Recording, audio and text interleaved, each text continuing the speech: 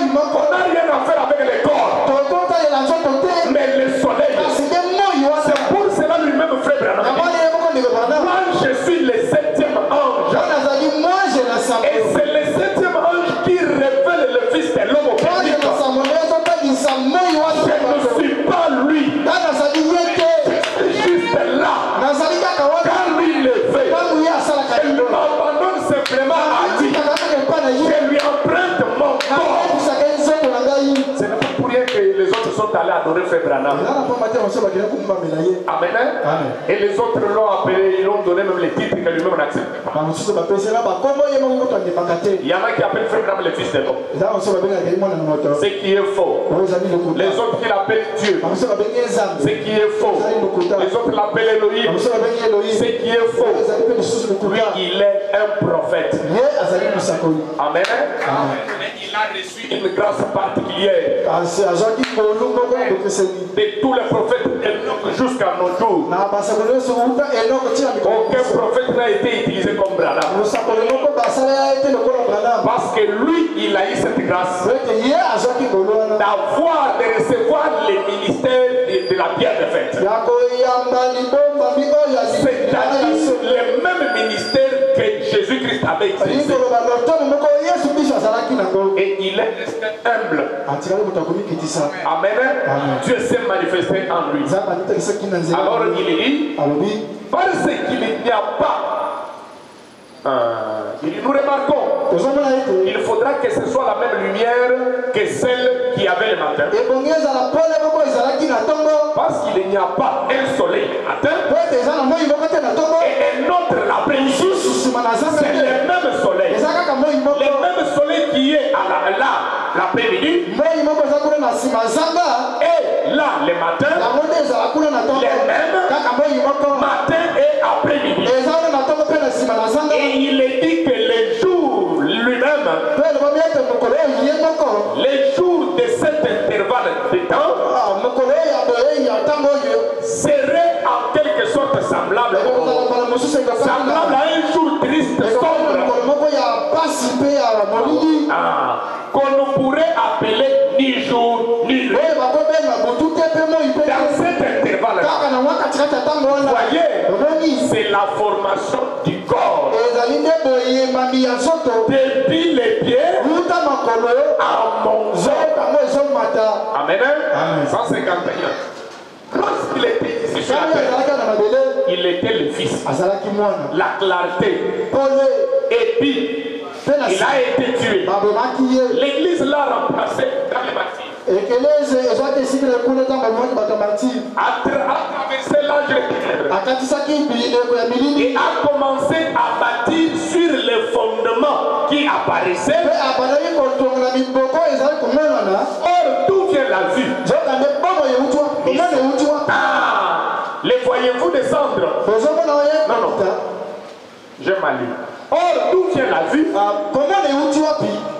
La partie supérieure de la tête. Voyez-vous cette vision de les voyez-vous descendre depuis le commencement de l'âge de gentil, avant que le sang fût répandu pour eux et il fait l'expiation. Ils étaient ces prosélytes. Mais remarquez que cela est descendu jusqu'en bas. En symbole, voyez-vous, jusqu'en bas. Et puis, cela a directement recommencé. L'église remonte. C'est-à-dire quand l'église avait commencé, elle avait atteint la maturité. Et après, on est venu détruire cette église. La vie est restée juste dans les racines. C'est là qu'elle recommence encore. Elle recommence encore à monter. Maintenant, il y a des parties qui commencent à se former. Les pieds, les jambes, la poitrine, les coups. Maintenant, nous sommes arrivés à la partie de la tête. Et Frère Branham dit que la tête a plus de connaissances que les pieds. Mais cela ne voudrait pas dire que les pieds ne sont pas importants.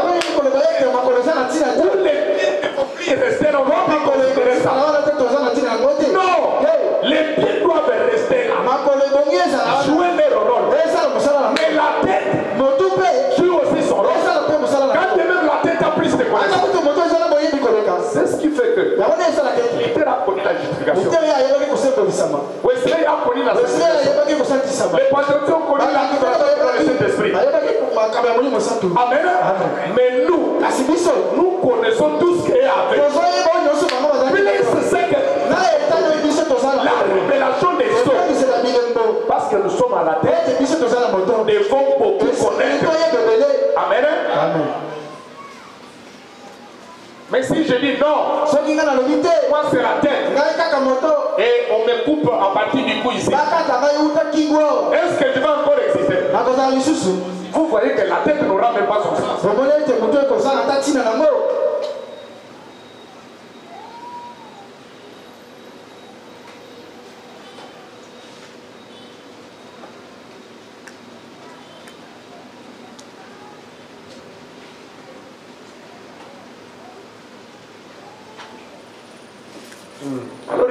Alors il dit, et puis cela directement a directement commencé. L'église remonte depuis les pieds. Elle monte à présent. Elle monte à présent. C'est le temps de la tête. Ils ont mat. Mais vite les allez qu'on se relier. Amen. Yango balobita mozo kotonga koya obanga fondation mususuté tonga kaka oyo batonga bana yo bakisane brique likolo yo lobite na ramposa biloko te na tonga mutu kotonga mo malère. Amen. C'est le temps de la tête. Ça c'est remarqué. La lumière. Vous ne pouvez pas voir avec vos mains. Non, les mains ont l'air. Vous ne pouvez pas voir avec les mains.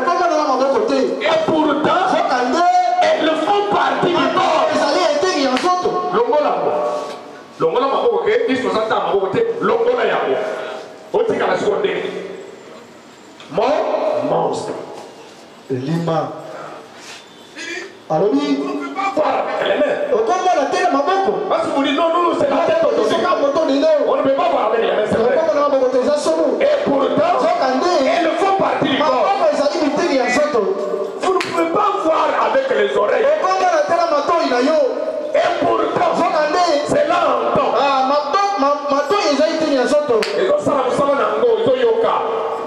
Et pourtant, c'est là en temps.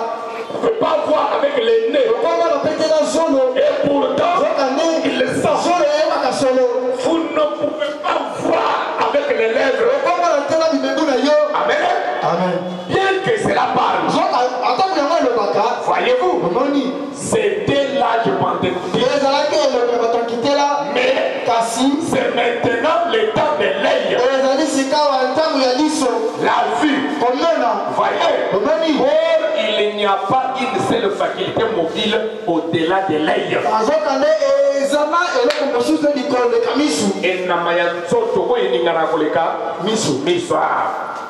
N'est-ce pas vrai? Ce qui vient ensuite, c'est l'intelligence. C'est-à-dire Christ lui-même qui dirige tous les corps. Il n'y a aucun mouvement au-delà de cela. Voyez, tout le reste a bougé. Voyez, remuez vos pieds. Remuez les muscles de vos jambes. Remuez tout. Remuez vos oreilles. Vos oreilles peuvent bouger. Votre nez. Vos lèvres ainsi de suite. Mais après vos yeux, il n'y a plus rien qui bouge. C'est pourquoi affirme-t-on, les hommes de Balouaka, les hommes deviennent chauves rapidement. C'est parce que, voyez-vous, il n'y a pas là d'exercice pour le développement des muscles de la chevelure. Les cuirs de la chevelure. Voyez, ce n'est pas coussiné. Ce n'est pas coussiné pour permettre au sang de circuler à l'intérieur. Le sang ne passe pas là, voyez. Ne tombe pas pour fournir du sang. Bien entendu, la la racine du chevet vit dans les ans. Et si nous voyons que cette partie-là, il n'y a rien au-delà de l'aigle. Amen. Amen. Comme le corps de Christ est formé, c'est de la même manière que Dieu forme son individu. Amenez-moi toujours les tableaux là. C'est là que j'avais dit que les tableaux là représentent l'église.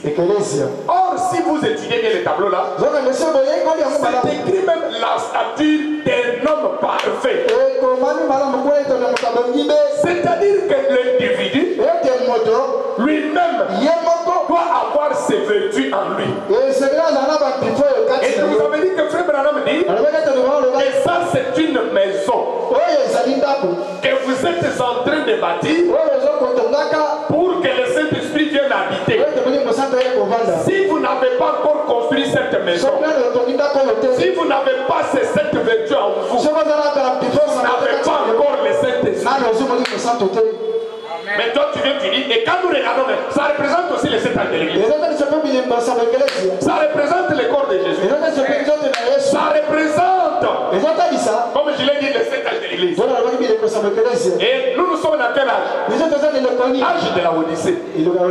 C'est vrai? Mais quand nous croyons le message, nous devons sortir. Amen. Pour entrer dans l'âge de l'épouse. Mais l'âge de l'épouse, c'est une dimension spirituelle. C'est-à-dire nous ne vivons pas selon les habitudes et les coutumes de la Odyssée. Mais nous sommes dans la Odyssée. Mais nous ne vivons pas comme les Laodicéens. Parce que ça doit être clair. Il n'y a pas 8 âges. Il y a 7 âges. Amen. Et dans notre âge de la Odyssée, notre prophète c'est qui? William Branham. Son message c'est qui? L'affection fraternelle. Toi tu viens aujourd'hui, tu dis non, moi mon âge c'est l'affection fraternelle. Tu vas rejeter tout ça. Écoute maintenant ce que Branham dit.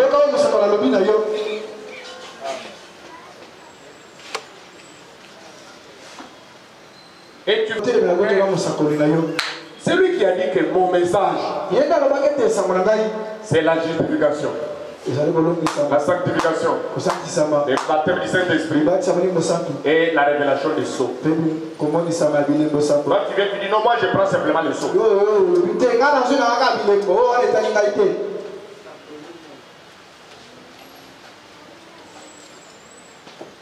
Frère Israël, amène-moi un peu de chargeur là.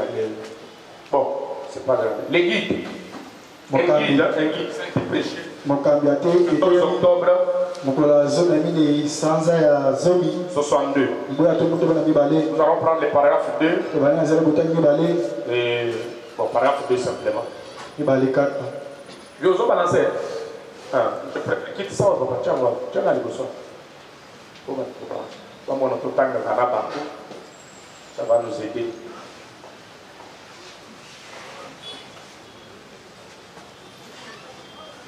Ok. Donc, il a prêché cette prédication. C'était l'homme parfait comme aujourd'hui. Et les jours qui suivaient, il a prêché un guide. Écoutez. Maintenant, n'oubliez pas. N'oubliez pas, pardon. Souvenez-vous toujours de ceci.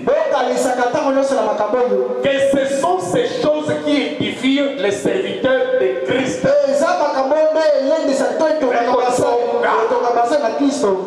Banguya muzali komona oyo bobanza boyeba ndezali kotonga ndaku ya Yesu asengeli kovanda banguya oyo.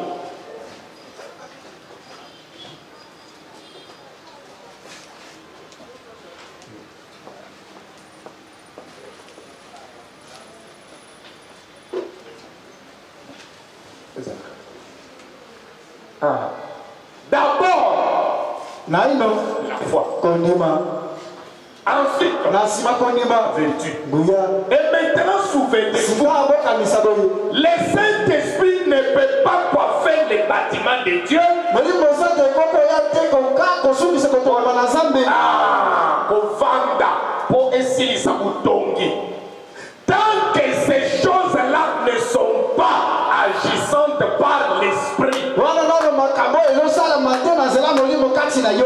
Il le faut.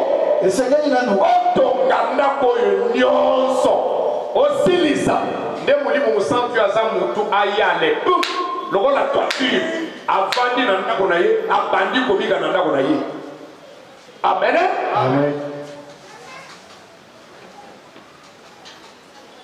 Il dit. Amen. Tant que ces choses-là, voyez, peu importe ce que vous faites, voyez, ces choses-là qui édifient le corps de Christ, voyez-vous, ces choses-là, ne l'oubliez pas, que ceci, ici, et d'abord, il y a votre foi, la vertu, la connaissance, et doivent s'ajouter jusqu'à ce que la stature complète de Christ soit manifestée. Et alors, le Saint-Esprit descend sur elle et la selle comme un seul corps. L'amour divin, la tête des fêtes, la bien de fête, Christ Jésus, maintenant. Et pour les autres styles, on dit, ou alors on a Yesu Mobimba. Ndebo niveau il faut que soit en commun. On commun Yesu Mobi, on commun beaucoup Yesu Mobimba. Tant que peut toujours s'engagner, peut saluer l'église d'autres Yesu Mobimba.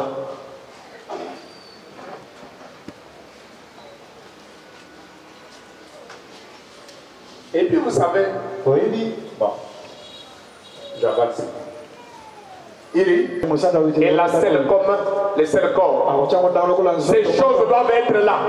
C'est pourquoi Jésus a dit, c'est dans leurs fruits qu'on les reconnaît. On les reconnaît. Les fruits. Vous ne pourriez pas porter du fruit à moins d'avoir en vous ces choses. À moins que vous ayez ces choses en vous pour les produire. Et alors, quand tout ceci remplace la mondanité, quand tout ceci remplace la mondanité, quand vous m'avouez,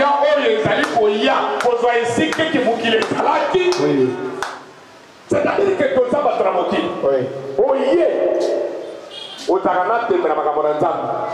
Amen. Alors, allez, au monde de la pression continue. Amen. Parce que tant que ça, on n'y est pas encore les Suisses au Dimeli. Amen. Au bandi marche. Il y a un monde ici aux gens à monter aux gens. Il y a un temps à faire au temps à n'avoir. Mais là, nous avons dit, à ce moment là, vous allez connaître ça. La façon que tu es en train de te donner aux affaires du Père. Parce que même pour que vous soyez adoptés, Frère Branham dit que on doit d'abord te donner une tutelle. Il va commencer à te former, à t'indiquer. Maintenant, il va faire le rapport à ton Père. Il va annoncer à ceux qui méritent. En tout cas, même si tu es absent, en tout cas, il va dire. Mais si tu es paresseux, il va faire les rapports.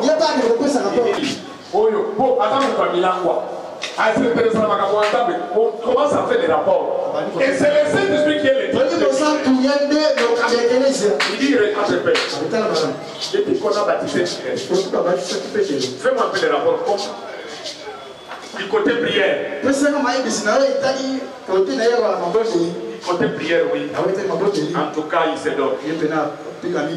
Bon, comment côté méditation? Il a encore des difficultés. Il le médite difficilement. Et comment côté visite? Bon, comment ça fait des rapports? Quand il prie, qu'est-ce qu'il demande beaucoup? Il s'intéresse à l'essentiel. Le Saint-Esprit, comme j'avais dit,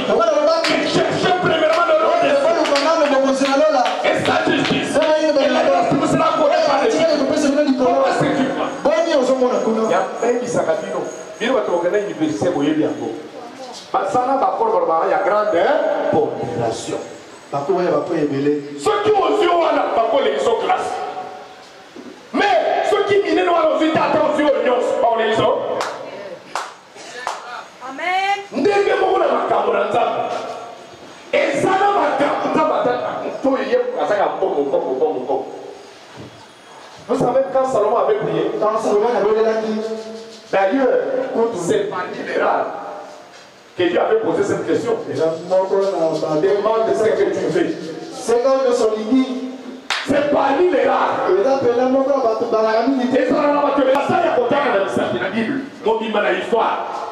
Et les lots ont tu roi et ta jolie chanson. Alléluia. Ami Salomon. On dit ce qu'on appelle son livre. Kolo atali ya lobi et Salomon atali ya lobi kolo ochenga mokonzi donc ochenga mokonzi faut na kamba batu na yo et pour la kamba bango bala il faut boanya il faut mayele kolo pesa na sagesse lobi petit au seigneur wa mutuya et mbongwe soa olwe soa basi 1000. Pourquoi il a demandé l'essentiel? Alléluia. Amen. Nous les histoires là, les pentecôtistes là, il faut bandanango. Oko bandaka kuna. Bon banda ko baptiser ça là. Les gens vont tomber. Pardon. Quand je vous baptise, vous te baptisez. Parce que quand vous baptisez quelqu'un, c'est ça la justification.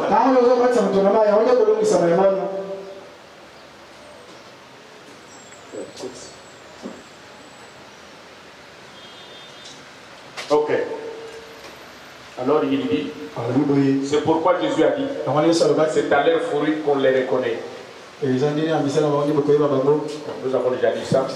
Il dit que, alors quand tout ceci remplace la mondanité, alors Ephésiens 4:30 dit, 30. N'attristez pas les Saint-Esprit de Dieu. Par lequel vous avez été scellés pour le jour de votre rédemption. Retenez bien cela. Il faut d'abord que ces choses-là,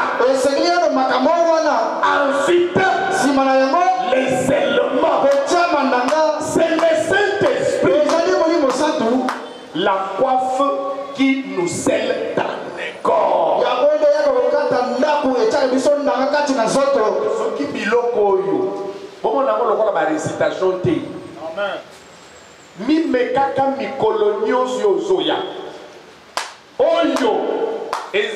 Peut-être parce qu'il y a des gens qui pensent que Makambo était avant 63, on dirait que c'est la révélation.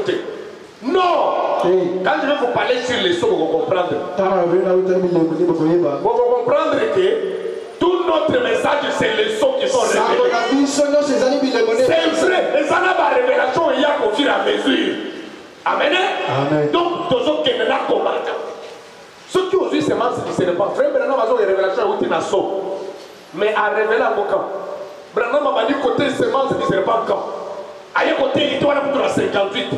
Mais ça a maté avant 58 à solo bakaka ndenge moko. Nzamba cha pese déjà évolué. Amen. Amen. Appelle que oyo na ko bête.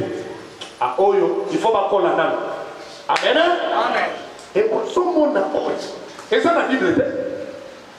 Pour la Bible était c'est oyo santé.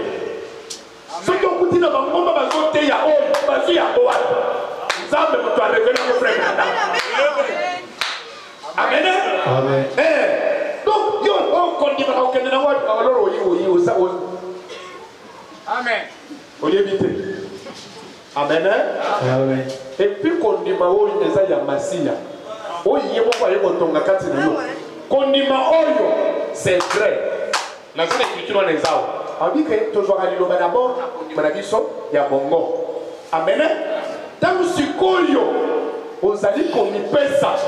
Mulimo musantu aya pesho monise abongoli yango ekomi kondima oye bongibe oye yeba kaka liloba. Amen. Après otali nguya oyo so eza kati na yo nguya oyo d'abord kondima awa ntango bazoloba kondima d'abord omoni biloko oyo osalaka lelo oyo okufeli ndeko osalaka coutume te amen mais orelie kondima na yo te kondima eza ya monoko te baprincipe oyo biso tosutenaka liloba na nzambe ntango yo ozali kobika mabe orelie kondima na ozala kondima te parce que kondima mesi eyebaka kaka liloba mpe kondima ya solo eza ovandi na bako ozoloba ameme te ntango ozalaka na coin na makau liloba ezokunda na motema na yo loba amene otika vi wana nde amene yango wana. Et la vertu ici eza nguya amen nguya na mabondeli nguya ya kobikele liloba nguya oyo kosalaka bato nyonso bazali kobika na yo bazali kokutana na yo bayoka posi ya kokoma lokola yo eza ondire elengi ya mungwa tu deviens salé amen donc ntango vraiment na se ya kovanda oyeka na retali yaka mbula ebetaki epesi yo raison ya kovanda alors donc tu deviens salé oyebi mungu ndenge eza wana je ne sais comment l'expliquer en lingala soki otia yango na lolemo ezala ndenge elengi wana ozoka ezosala ete otuta yo okosentir yango ozo comprendre c'est comme ça to okutani na mokristo ya solo okozala bozosolola oyo mpenza kati na yo mposi aokende olia te olukende onyena nzambe omoni comportement ndenge ozwakiri na makambo abi nano nakomi dimension ete kolosundanga nakoma boye amen mais soki eza kati na yo te ekobima ekende kobongola baninga etya posa kati na baninga ntango ozwaka so olingi mungu oyoka posa nini eza bongo te c'est comme ça sokuteli mpenza na moto oyo mpenza aza na nguya wana kati na ye ya oyoka posa ya okoma lokola ye toza na connaissance amen eza boyebi ya mokili te oyo koyebi ya liloba kosala malamu koyeba malamu mpe koyeba mabe mpe boyebi ya solo ekobanda na liloba eza oyo ya kobuka liloba te amen oyo nga nayebi liloba oyebi liloba me tala vi na yo so oyebi yango amen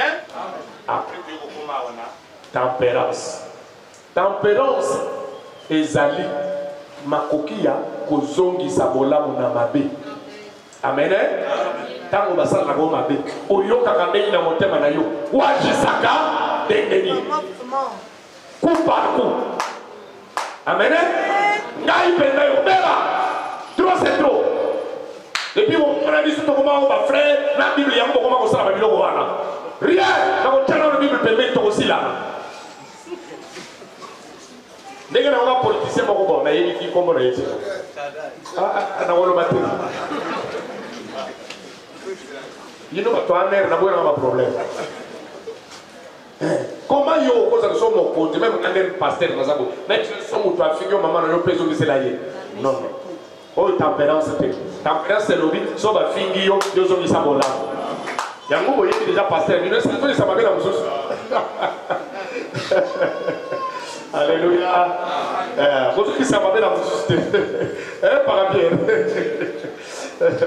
alors donc makoki omoni jésus ntango bafingaka ya banosa nde jésus bazomete marto balatisi ekoti babeti pasi eleki lobaka mwa liloba moko banje bazozela ye abitata limbisa bango alléluia la patience oyo babengi yango motema molai sikoyo bato basala confusion mingi entre patience na tempérance amen omoni moto asali yo mabe odose yo obengi na patiente wana patiente oza nde na tempérance amen yango ozongisaki mabe na ozongisaki mabe na mabe te maintenant awa elingi koloba motema molai patience okoki kozala na patience te soki odima eza te oyo etambolaka de père parce que vous avez la foi, vous serez aussi patient avec Dieu. C'est-à-dire, plus vous patientez, Dieu ne ment pas. Comme il m'a promis, il va réaliser. Et cela arrive ce soir, ou même pas demain, ou après demain, je croirai toujours. Je vais continuer à patienter jusqu'à ce que je verrai la chose. C'est pour cela la Bible dit Abraham était fortifié du jour au jour. Il n'était pas découragé. 25 ans. Il était fortifié. Pourquoi? Abraham avait la foi. C'est-à-dire il était patient. Plus vous croyez, plus vous patientez. Et notre Dieu ne mange pas. Mais au moment où toi, ça n'a pas de. Alors, après la piété, c'est être comme Dieu. Amen. Je vais être comme Jésus. Parler comme Jésus. Vivre comme Jésus. Agir comme Jésus. Et l'affection fraternelle. Alors, frère Branham me dit, tout ça, c'est une maison que vous construisez pour que le Saint-Esprit vienne y aller. Quand il vient, c'est ça le scellement. Maintenant, c'est une œuvre achevée. Amen. Parce que tu as fini. L'œuvre est terminée. Il peut venir maintenant coiffer. Parce que le Saint-Esprit, c'est le sceau. Le sceau signifie une œuvre achevée. Donc, vous voyez que tout ça, ce sont les vertus. Et si vous n'en avez pas, regardez simplement par votre comportement. Malgré vous dites aux gens que vous avez le Saint-Esprit, mais voyez vous-même, voyez votre vie. Si ces vertus sont en vous. Amen. Amen.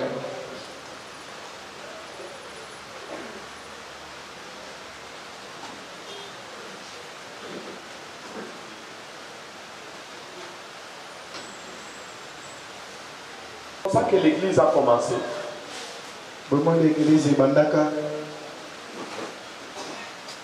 Dans les premiers âges, Paul est venu, il a prêché la foi.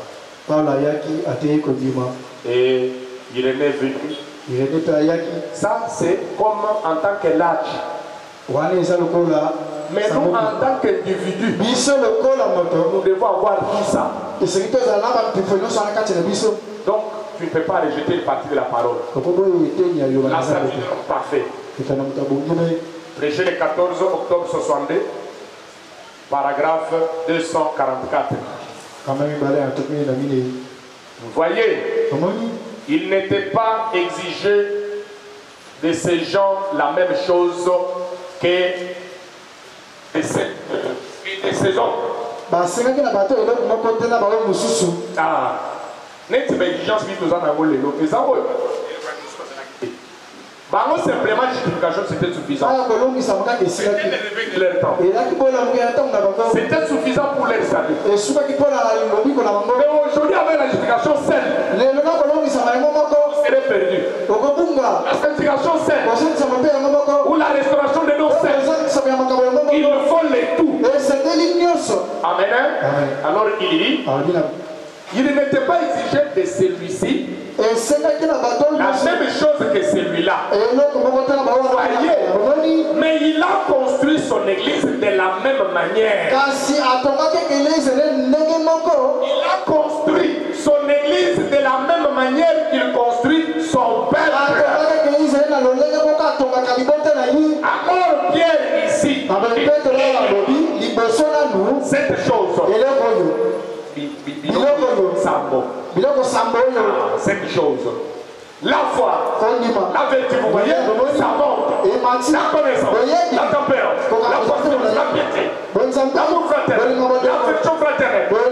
Et ensuite, l'amour de Dieu, les Saint-Esprit, Christ, dans la personne du Saint-Esprit, vient sur vous, dans le vrai baptême du Saint-Esprit. Et vous savez toutes ces vertus scellées en vous.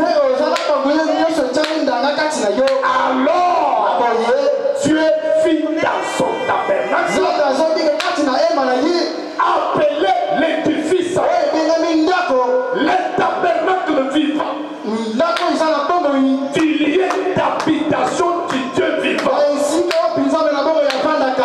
Alléluia. Amen. On a dit que pour devenir le tabernacle, vous prenez simplement les seaux. La justification, la sanctification, le baptême du Saint-Esprit et lui-même vient vous adopter. Vous devenez les lieux d'habitation du Dieu vivant. La manière que Dieu a construit son église, la manière construit son église. Vous devenez les lieux d'habitation du Dieu vivant. 145. Quand un homme possède ce genre de choses, alors le Saint-Esprit vient sur lui.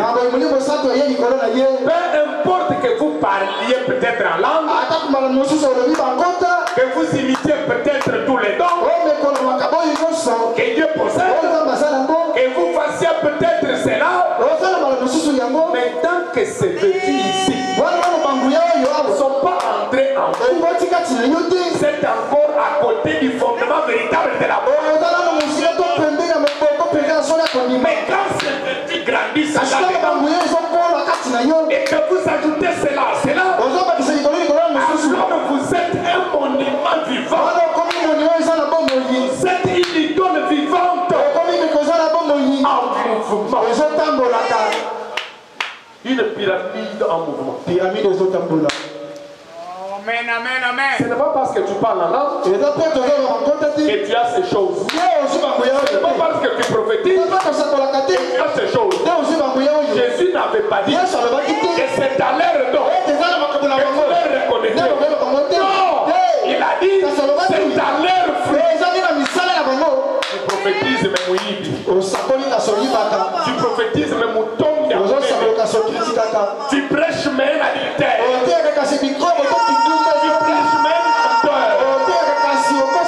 Tu sers Dieu, mais tu es un mauvais garçon.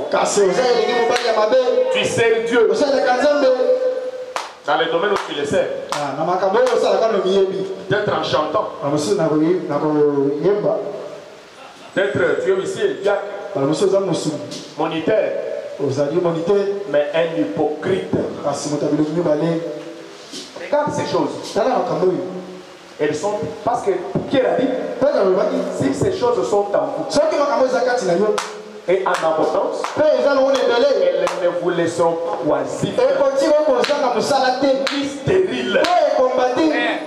Comment vous avez depuis au dimanche?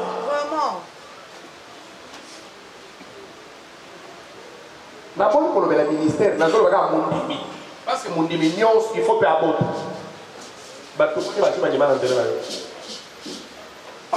Alléluia. Amen. Même dans la vie, famille na yo moko ba dima kalote. Ba yebi ka ba kamesa ka frère na zamte mabe. Ah, c'est la bino wana. Na kiki na lokole na famille boko moi c'est. Et boko mo bali na yo. Moi c'est mo bi bali na odubile mo bali. Nous allons dire mon mabe. Frère Branham a une femme dominatrice. C'est une malédiction. Bon, amen. Amen. Vous avez dominé frère, vous avez dit que vous avez voulu mon à l'Odyssée. Vous avez dit l'Odyssée, c'est signification là. L'Odyssée, c'est il y a la démocratie. Ah, bon, somi abato. Il y a la lisusu. Makila ya bana basi ya bakonzi. Amen. Amen. Ça c'est l'explication de la Odyssée. On a une signification en gros. Au moins moi si elle dit toujours kokonza.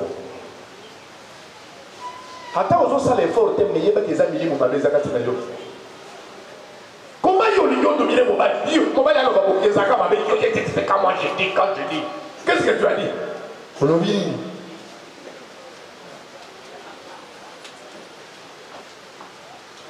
Pourquoi moi j'ai la voile? Ça n'a rien à voir avec la virginité. Non! Ça voudrait dire que cette femme n'avait pas de tête. Il y a moi, le mot voile, il y a Moutouana, tant que vous avez dévoilé, à tiens moi! Ali n'a jusqu'au chef. Dieu m'a dit, Ça la Odyssée. La Odyssée. Moi, ça fait comme mal. Oh. Ma tout il est là. Ayo kali kamote.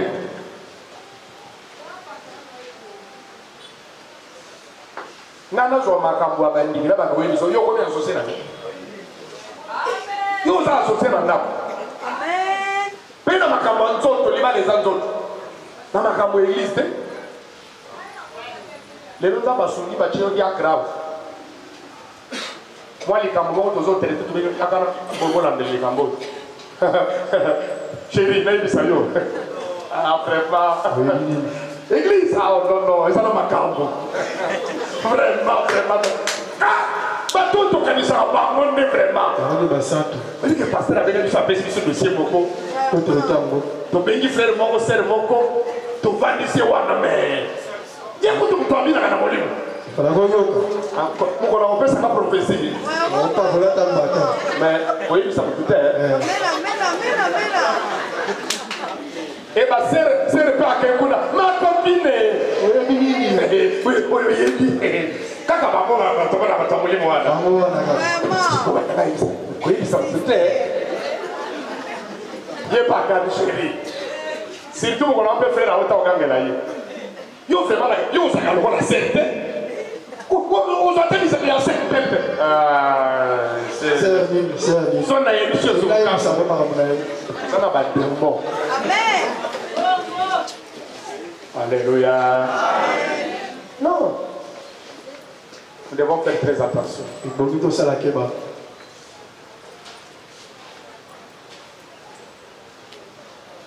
Évitez, tes machines dans l'ail. Ah, papa. Maman va y aller.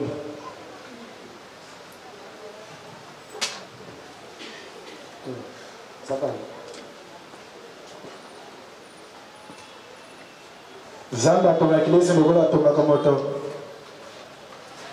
Donc nous sommes les pierres dans les pierres.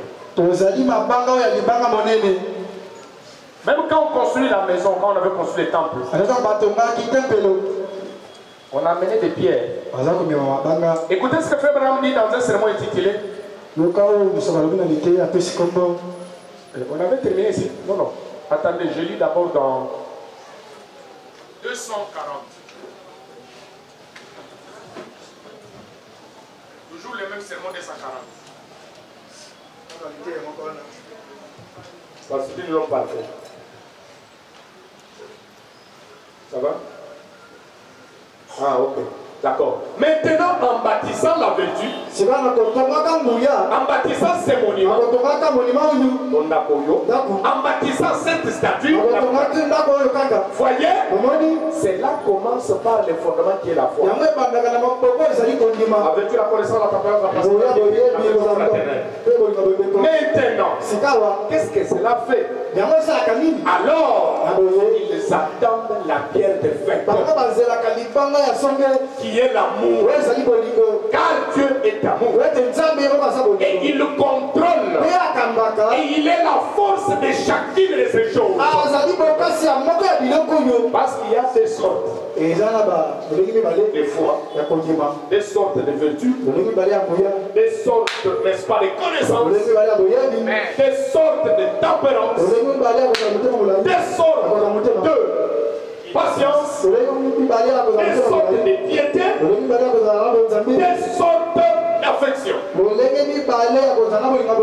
Amen. Il y a des gens, apportement déjà, il a ces choses par nature. Amen. Ça se trouve en lui. C'est pour ça que ma frère nous soucie. Déjà, apportement, ça n'est calme. Mais lui, on va dire quoi la calme, ça va pour ça. Mais tu as amené dans son fils Saint-Esprit. Comme il faut, vrai calme. Amen. Déjà, ça va le mettre déjà. Apportement. Maintenant, ce qui fait la force de ces choses, c'est Dieu le Saint-Esprit. C'est l'amour divin. Oh, il est la force de chacune de ces choses. Oui, oui. Juste ici. Juste ici, voyez. Je l'ai entre entre toutes ces œuvres ici, j'ai fait passer ici ces petites vagues. Que c'est le Saint-Esprit descendant à travers Christ. Vous voyez le Saint-Esprit est au-dessus de tout ceci. Donc, Azali Aoyewo. Mais, Akiti Yemutu, Pemeno Soyemutazo Sudaka, Yemutazo Toka, Yenda Komi Kola Mortier, Asudaka Yango, Asalamakasi Yango.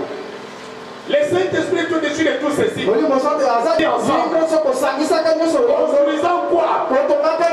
L'église parfaite pour que la pièce de fête vienne la coiffer. Est-ce que cela aussi fait?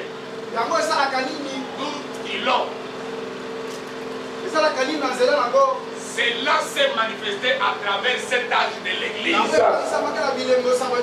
7 messagers à l'église. Il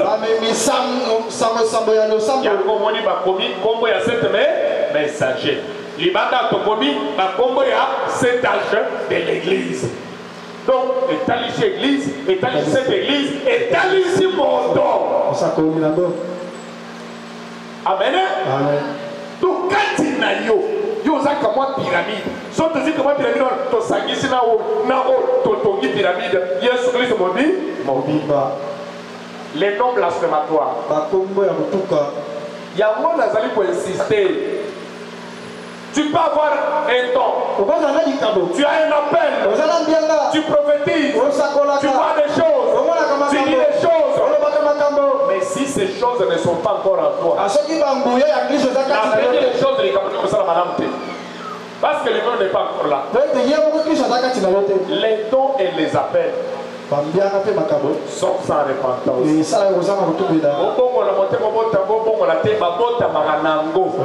Et l'ikaboya te pour les lots on devait dire sur l'ikaboya te déjà tu n'es pas voté avec le parent au taille nango. Amen. Eh. Yango mo na ambebele ba to basala pe na mokili yao. Akota mana likabu satana ndia ko ba prédisposition ba dire au sale nango. Je vous ai toujours illustré par exemple les gens qui vous chantent. Bato ba yembaka. Combien de gens vous ont raconté papa ouais parce que là vous pensez qu'il y a sirène non. Yo que tu as sirène sur le et aussi battu. Abondamment Mukongo wana. Nzambe mutopesi likabwana kwa yembe la kayena ngo. Mais Satan ne a su à saler yango. Même magie oyo. Vous devez savoir la magie aussi battu. Il faut quelqu'un qui a déjà, il est né avec un don de foi. Il est né avec un don de miracle. Satan soit assis. Battu wana mandi ko salela yango. Perverti. Vous tenez son cause à la vision. Et ça, vous avez donné des visions. N'est-ce qu'on va penser qu'il doit? Mais si c'est une fois que si vous pouvez pas penser, n'a pas dit comment on va faire. Ceux qui ont monté dans des visions, à pas penser sur ligne, au monde entier. Amen. Alléluia. Amen. Et ça, ma macabre, ma botte, ma macabre, Amen.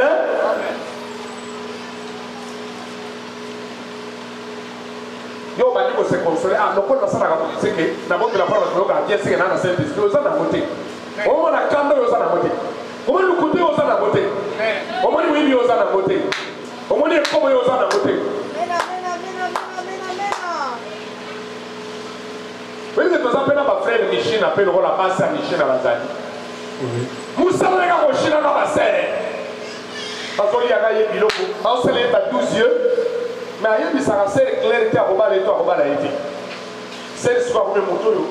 Les gens ont été un jour gaga. Allez, on peut saluer. Azol y a gagné la dilo. T'as besoin de dire, moi je t'ai déjà dit que moi je. Monsieur Robal, tu n'as pas eu de et voilà, on va français. Dis-moi. Il y a des gens qui sont moi. Gaïo. Révérend. Mon pasteur.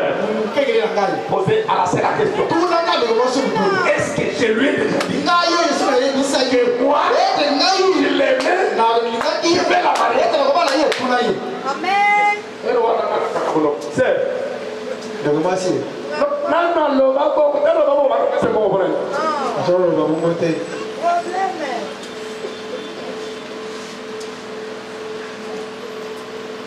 Alléluia. Non, moi j'ai trouvé que c'est notre sœur qui pouvait me donner même de l'argent. Oh. C'est notre sœur. C'est elle-même qui me dit. Laisse-moi dire.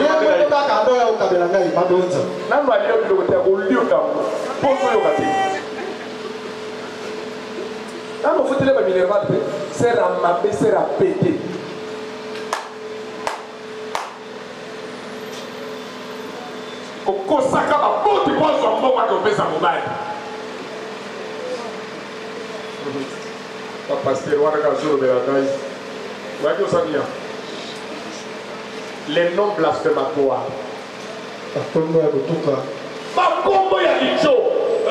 Les noms blasphématoires. Oui, les noms blasphématoires, c'est que les gens sont beaucoup de saganzam. Eh, c'est longtemps, c'est pas bon. Les noyés. Vous connaissez mon hôtel?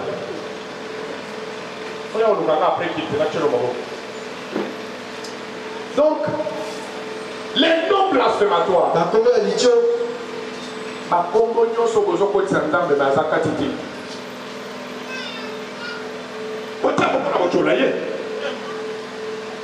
Non, nous sommes les méthodistes. Ah, tu n'es pas un chrétien. Nous sommes les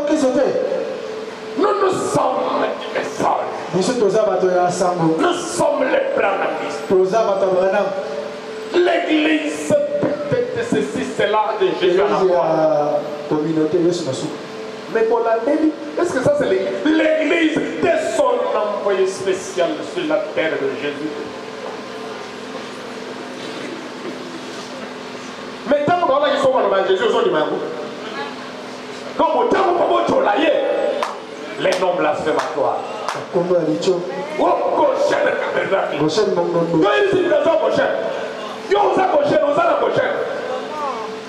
Mais Goshen est un message. Au Bibi, où il y a pour Milenge le pose au Kende. Namboka et Laka. Au Milenge, Nambuta de Wana Mouyibi de Wana Kobo. Mbongo Sengi Pédan a sa mission des assauts. Les noms blasphématoires. Prêché le 4 novembre 62. 120. Eh bien, vous dites, frère Branham. Devions-nous parler en langue? Absolument. Mais ce sont des noms de Dieu. Pourquoi ils parlent en langue? Donc ils vont prophétiser. Donc ils vont dans sa esprit. On n'a pas de visiteur, on n'a pas de Dieu. Ce sont des choses de Dieu. Ce sont les dons de Dieu. Mais ces dons de Dieu, sans se Alléluia. Sont une pierre d'achoppement pour les croyants.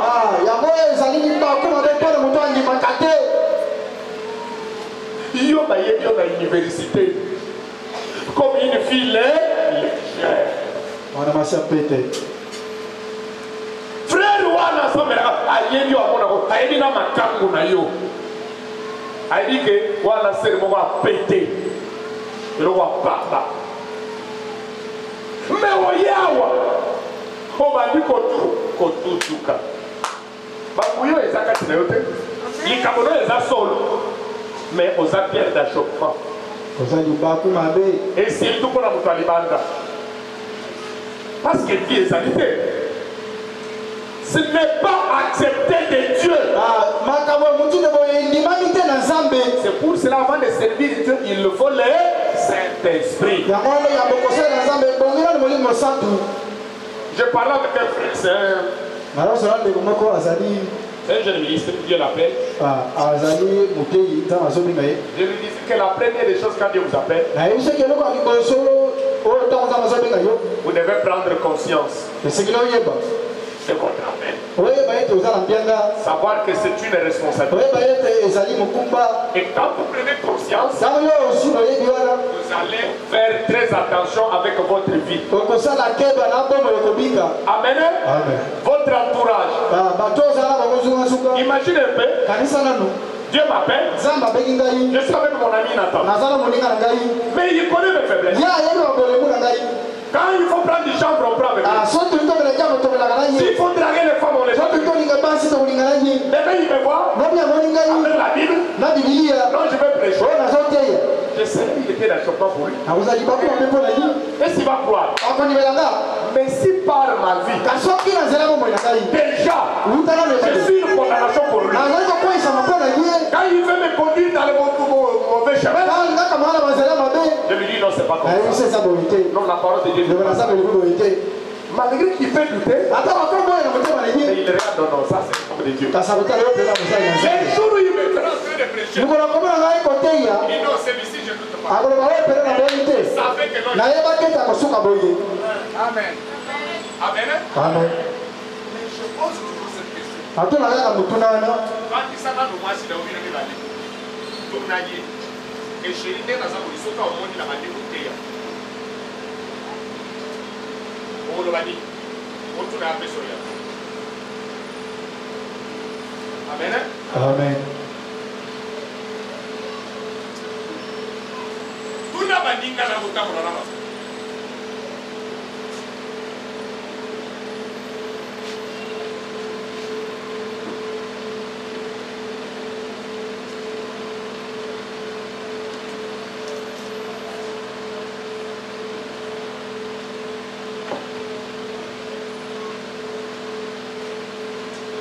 Ceci va venir en premier. Et quand vous avez la vertu, la connaissance, la tempérance, la patience, la piété, l'amour fraternel, alors le Saint-Esprit descend et vous scelle comme une unité.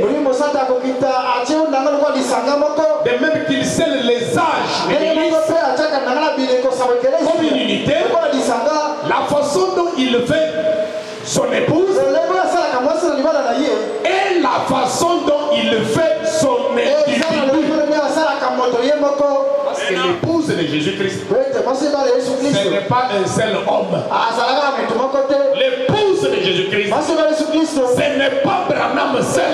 Branham est aussi membre de l'épouse. L'épouse est constituée de plusieurs membres.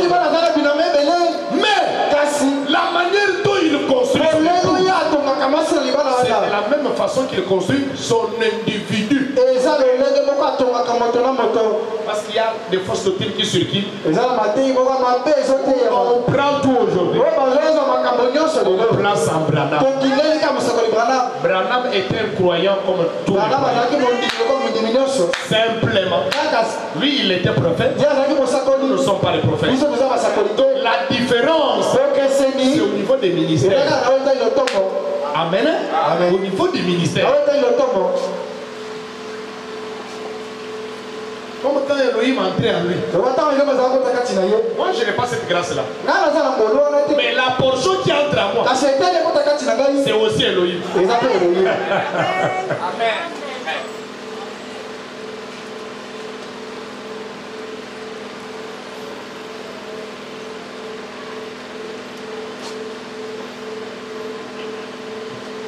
La façon dont il construit son épouse, c'est la façon dont il fait son individu.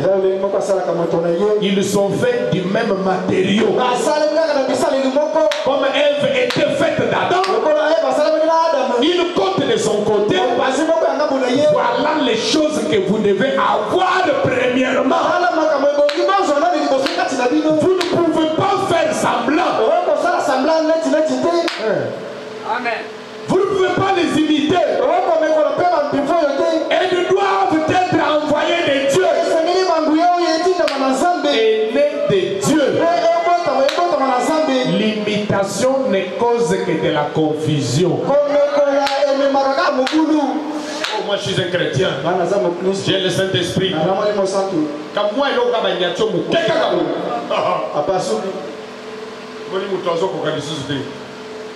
et bien, c'est l'esprit va réagir. Tu peux être éprouvé même dans l'église. Tu peux être éprouvé au travail. Tu peux être éprouvé à la maison. Tout n'est pas de Dieu. Il voudra t'éprouver. Pasteur, le monde de la Ponakanda. Va demander la colère. Sors. Tu sais ce qui va arriver. Il faut pas tenter nous. Au Congo, il y a beaucoup de tenter. Tu vois, tu as la chose à délivrer. C'est ici, Mike. Non, moi je suis délivré. Délivré. Parce que 128. Les mêmes sermons. Et maintenant dans les individus, ces vertus et ces choses, sous la connaissance et la tempérance, sont ajoutées à votre foi. Alors quand la pierre de fête vient, le Saint-Esprit les cimente ensemble. Voilà le baptême du Saint-Esprit. C'est pourquoi c'est si rare aujourd'hui. Oui. C'est le même Saint-Esprit. Mais dans cet âge, nous avons plus de puissance. Mais le même Saint-Esprit. Mais aujourd'hui, nous avons le Saint-Esprit dans une dimension élevée. Parce que la justification, c'est la sanctification dans une dimension élevée.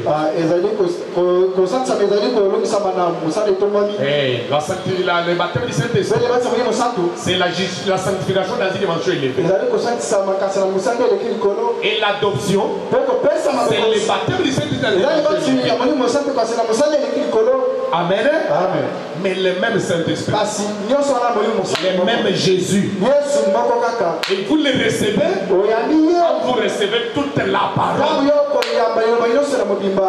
pas dans la bouche, non, en vous. Amen. Amen. 126. Et la plus grande partie de notre foi, écoutez maintenant, la plus grande partie de notre foi est une foi mentale. Vous voyez? Est-ce que vous savez? En écoutant la parole, cela amène à une reconnaissance mentale de Dieu. Déjà, tu as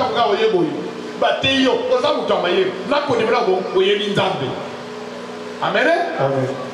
Mais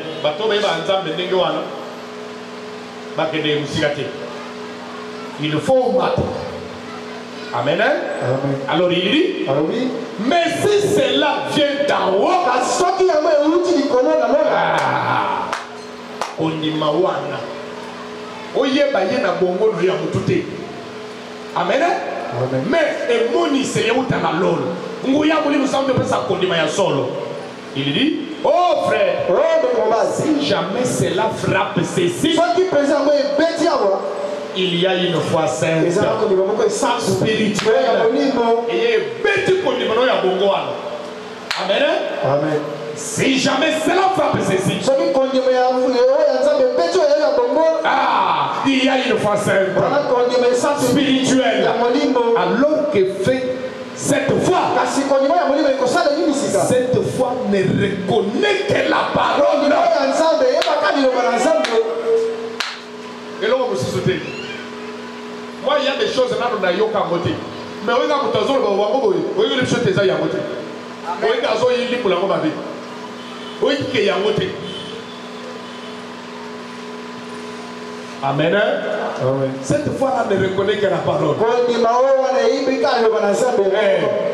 Même vie dans le comportement, ça va reconnaître la parole. Ne reconnaît que la parole. Peu importe ce que n'importe quoi d'autre peut dire. Elle ne reconnaît que la parole. À son commencement était la parole. Et la parole est avec Dieu. Et la parole était Dieu. Et la parole est toujours Dieu. Et la parole a été faite Dieu. Elle a habité parmi nous. Et quand la parole elle-même est versée dans votre foi, notre foi mentale devient une révélation spirituelle. Alléluia. Amen. Azika kayango. Abongoli yango. Yango na ibisa kibino ke moto ambrie binote na baterme. Ambrie binote. Amen. Amen. La foi de la guérison divine. C'est ça la foi de l'enlèvement, mais dans une dimension élevée.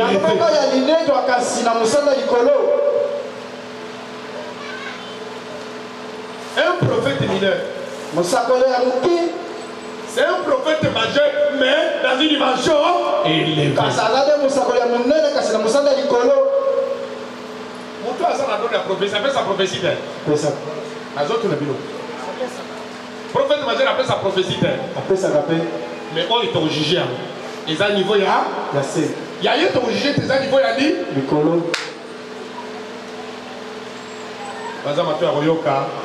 C'est pour ça que frère Abraham dit la foi est une révélation. C'est une révélation.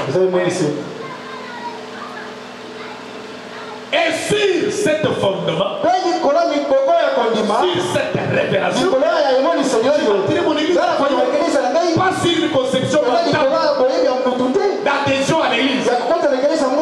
Au Canichon, oh frère, il marque un message. Sauf qu'on dit message. Frère Manassé, si vous croyez juste le fils de l'homme, non, vous savez tout. Nous coûtons. Vous avez l'union sauté. Il y a une justification, sanctification, et plus la révélation des sons. Mais la révélation toujours pour le fils de l'homme. Parmi l'ensemble, non. Si tu as juste la portion d'aujourd'hui, non, il n'a pas dit ça. Cette femme-là, on lui a montré quoi? Frère Branham est debout. En 1965. 3 marches devant lui. Et une femme vient. Frère Branham, non! Tu ne peux même pas monter, marcher sur cette voie-là en talon. Non! Moi je peux marcher. Et non seulement, elle n'a pas marché, mais elle a sauté. Elle s'est retrouvée sur la grande route. Frère Branham dit, mais les 3 marches là, c'est pas mon message. La justification, la sanctification et le baptême. Il dit la grande route maintenant. Mais jusqu'au ciel. Cette femme a sauté en haut talon. Elle commence à désirer. Et elle est tombée. Tout droit dans l'ifel. Pourquoi? Elle a régné une portion de la femme. Elle a sauté. Et c'est ce que nous voyons. Et je ne le dis pas d'expérience. Beaucoup de gens dans ces messages qui vous vivent mal, en hypocrisie, ce sont des gens qui ont sauté ces 3 étapes. Ils ne se sont pas bien répandus. Ils n'ont pas été bien lavés. Ils n'ont pas reçu le Saint-Esprit. Juste la portion de mystère. Or, ça doit venir s'ajouter là. Amen. Amen. Pas une adhésion à l'église. Et c'est ce que les gens font. Tu penses que comme tu as adhéré à une église de message, tu as fait ce qu'il fallait. Non. Tu dois travailler. Amen. Une conception mentale de cela. Mais sur la révélation. Et quand ce ruisseau de grâce sont versés dans cette foi mentale, alors sur ceci, une révélation spirituelle, je bâtirai mon église et les portes de l'enfer ne voudront pas comprendre. Vous voyez, cela montre que les portes de l'enfer seraient contre elle, mais qu'elle n'allait jamais prévaloir. On dit papa, bando qui va attaquer biso, va kobundisa biso, mais va kolonga biso. C'est pour cela qu'il faut les ignorer. Non, il faut les ignorer. D'ailleurs, amen. Ce qui est soit Tigio envoûté à Kamamou, c'est que à Tigio dans une ligne, c'est un témoignage. Oui, Jésus, par moi, il tombe sur Tigina. Au moment où on est là-bas, Jésus a celui qui a lundi, à lundi. Kuna Monday. Comment va se comme ça? Colo, réveille-toi. Nous allons bénir. Nous sommes au couvre. On me dit peu de fois. Toujours votre misanga. Va un peu tuer la tempête. Calme, tais-toi.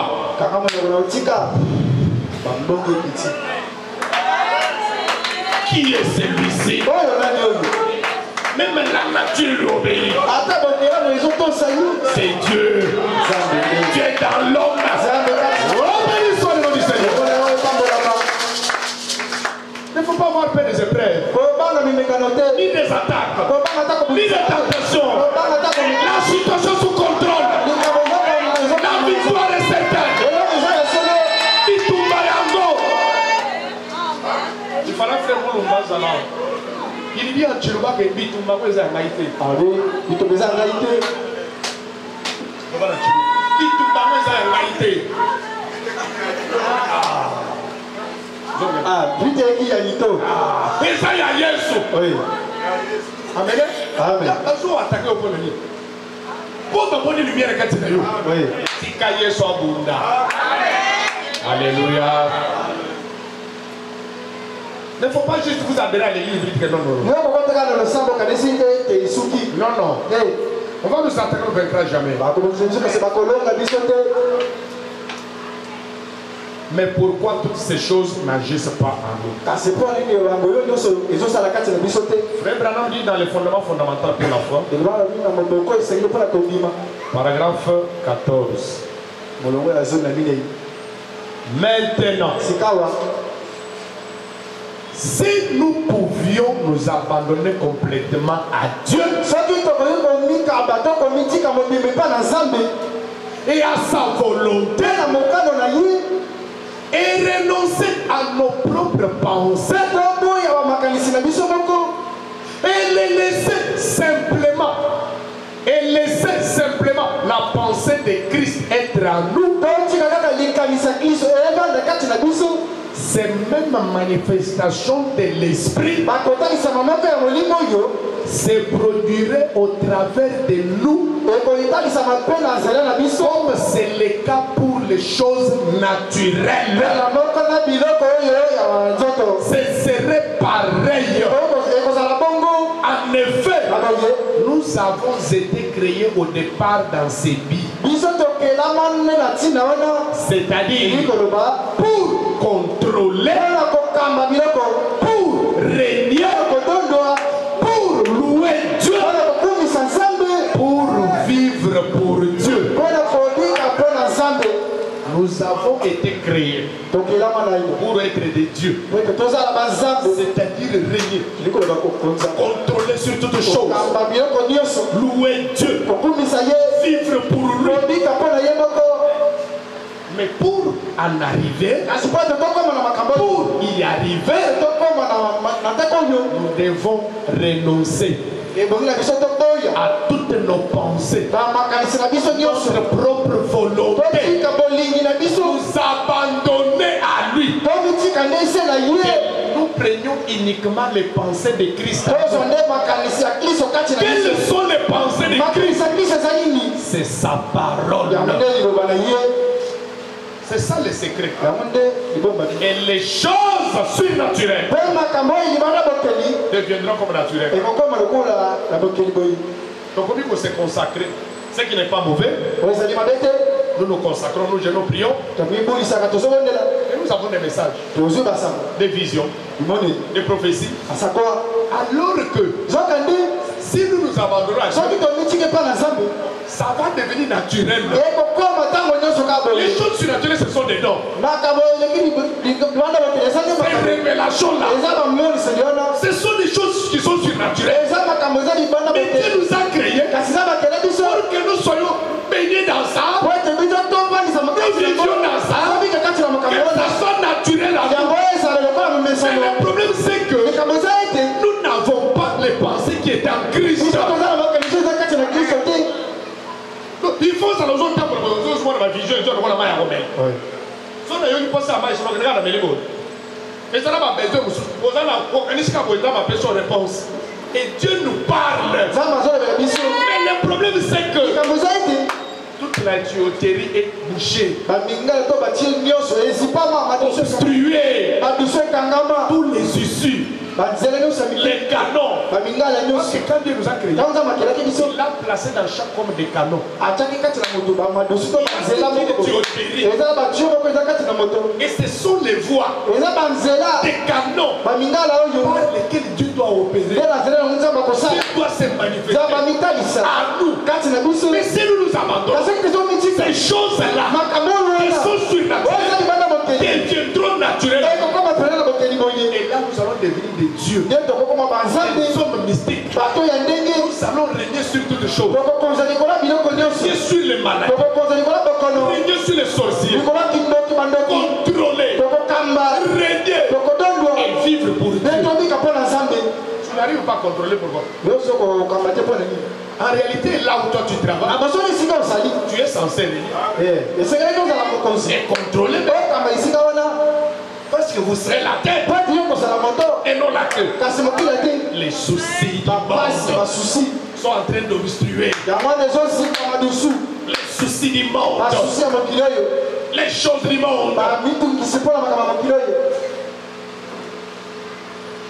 Nalata, Salia, Kabbalah. Et on n'a pas assez de temps pour la consécration. On n'a pas assez de temps pour écouter la voix de Dieu. Mon dimanche. Il y a dimanche. Et les gens ont dit que Dieu va se manifester. Nous voulons un Dieu qui agit à nous. Nous allons voir même l'église, même des messages de Branham. Et vous allez comprendre. C'est pour que Dieu vive en nous. C'est pour que nous devenions des dieux. Et que nous ayons plus de Dieu. Oui. Plus que dans tous les âges. Parce que nous avons la plénitude de Dieu. Si mes paroles demeurent en vous et que vous demeurez en moi, demandez tout ce que vous voulez. Cela vous sera accordé. Si vous demeurez en moi, que mes paroles demeurent en moi. Or, le Père et la parole sont inséparables. Parce que la parole, c'est son Fils. Au commencement était la parole. Et la parole était avec Dieu. Et la parole était Dieu. Et la parole était avec Dieu. Dieu et sa parole sont inséparables.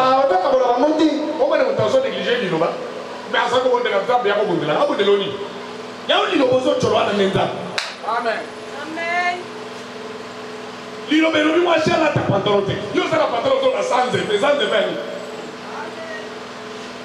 Alléluia. Amen.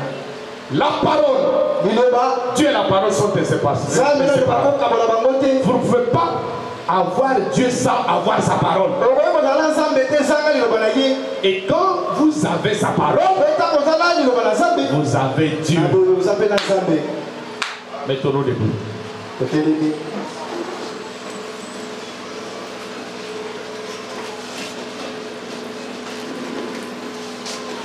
Laisse-moi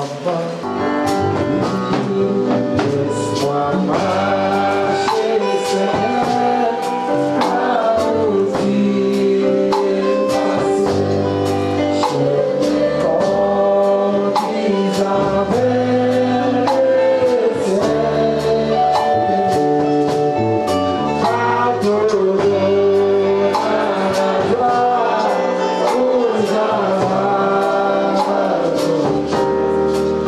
Remplis-moi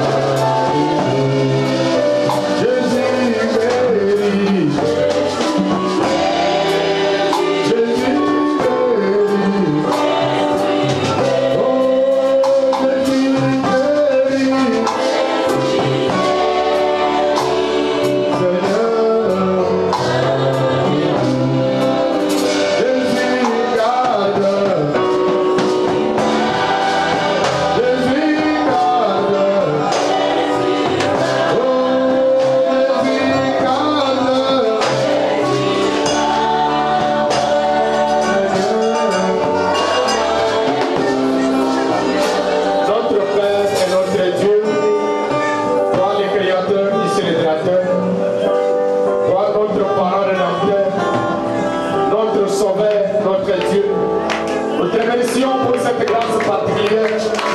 Et nous avons reçu de nous retrouver dans ta maison pour manger la chair du Fils de l'homme, pour comprendre, Seigneur, ce que tu es en train de faire dans ce dernier jour, Père. Adorable Jésus, tu nous as montré.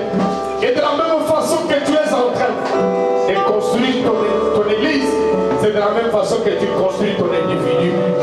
Seigneur, notre désir est que nous puissions tous atteindre la maturité, atteindre la statue de l'homme parfait, et que toi, la pierre est faite, que toi, le glorieux Saint-Esprit, toi, le Seigneur Jésus-Christ, tu viennes nous coiffer.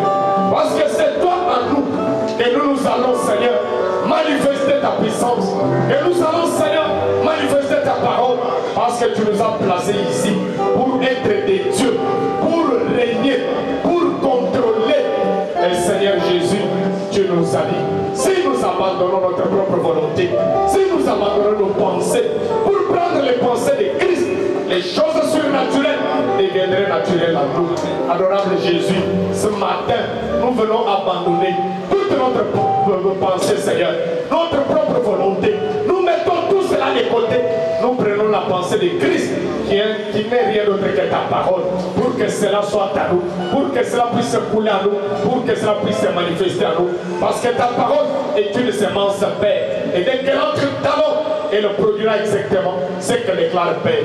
Nous sommes les sarments, toi tu es les cèpes, Père. Laisse-nous porter le fruit, oh Dieu, le fruit de Christ, le fruit dit de l'évangile, le fruit de ta parole. Que toutes les vertus se manifestent en nous, pour que, Seigneur, chaque personne avec laquelle nous entrerons en contact et il a soif de devenir comme nous, Seigneur. Nous sommes conscients de notre responsabilité. Adorable Jésus, nous ne pouvons pas demeurer oisifs ni stériles, Père, mais nous voulons être, Seigneur, dans les corps de Christ. Oh Dieu, chacun de nous à sa place est en train de remplir sa tâche, parce qu'un jour nous répondrons.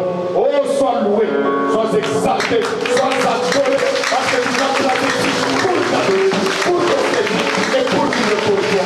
Tu es l'omnipotent, tu es l'ancien de Dieu, tu es le tout-puissant, il est véritable. Jehovah Jireh, Jehovah Rapha, Jehovah Shammah, tu es notre médecin. Laisse que les malades soient guéris au nom de Jésus-Christ. Que ceux qui sont liés soient déliés au nom de Jésus-Christ. Ceux qui sont des pécheurs soient sauvés au nom de Jésus-Christ. Ceux qui ont des problèmes trouvent la solution au nom de Jésus-Christ. Ceux qui ont les cœurs brisés, tu es la consolation, Père. Viens consoler, Seigneur.